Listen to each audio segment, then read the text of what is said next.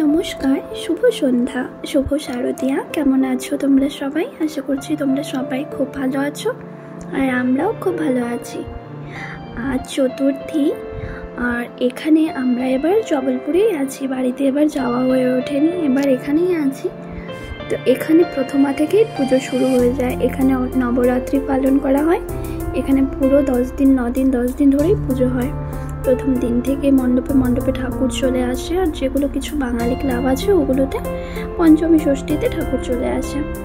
তো আমরা কাল তৃতীয়ার দিন, কাল সন্ধ্যেবেলায় একটু বাইরে বেরিয়েছিলাম একটু কাজে। তো রাস্তায় আসতে যেতে এই যে ঠাকুরগুলো, প্যান্ডেলগুলো আমরা দেখেছিলাম, এগুলোর একটা ছোট্ট ভিডিও নিয়েছি। আর এই দেখো রাস্তায় কত সুন্দর করে লাইটিং করেছে। প্রায় পুরোটা রাস্তায় আমরা আসতে যেতে দেখলাম এরকম লাইটিং করেছে। তবে হ্যাঁ, এখানে বেঙ্গলের মতো এতটা থিম লাইটিংয়ের বাহার নেই। এখানে ছোট ছোট করে পুজো হয়, তবে হ্যাঁ 10 দিন ধরে হয়, আর প্রচুর পুজো হয়। ছোটোখাটো এদিক ওদিক করে প্রচুর পুজো হয়, বেশ ভালোই লাগছে। আসলে বাঙালিদের কাছে দুর্গা পুজো মানেই আনন্দ, সে ঘরে বাইরে যেখানেই থাক না কেন।